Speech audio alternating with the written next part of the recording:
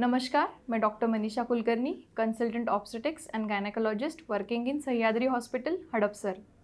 मैं आज आपसे एक इम्पॉर्टेंट इन्फॉर्मेशन शेयर करने जा रही हूँ जो है ह्यूमन पैपिलोमा वायरस एंड उसके अगेंस्ट दी जाने वाली HPV वैक्सीन।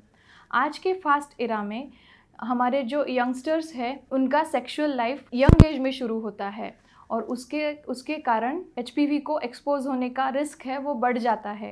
HPV ये वायरस है जो सेक्सुअली ट्रांसमिट होता है और this is the virus which is responsible for causing carcinoma of the cervix, जिसका मतलब होता है यूट्रस के माउथ का कैंसर।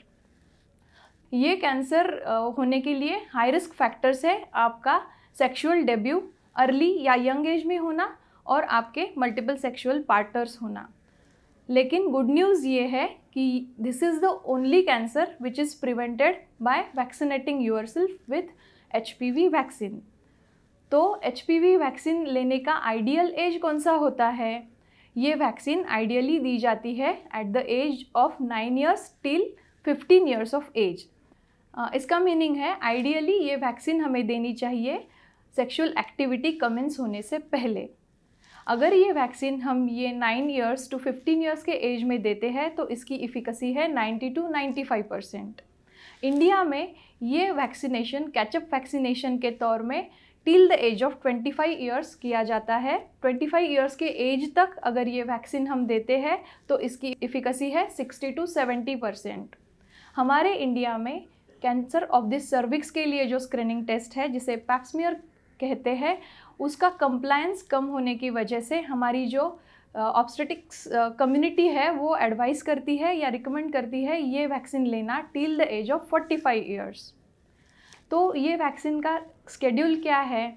अगर ये वैक्सीन आप 15 ईयर्स के एज तक देते हैं तो आपके लिए सिर्फ 2 डोसेस रिकमेंडेड है, spread over the period of 6 months. पहला डोज आपका 0 डोज रहेगा और सेकेंड डोज रहेगा एट 6 मंथ्स।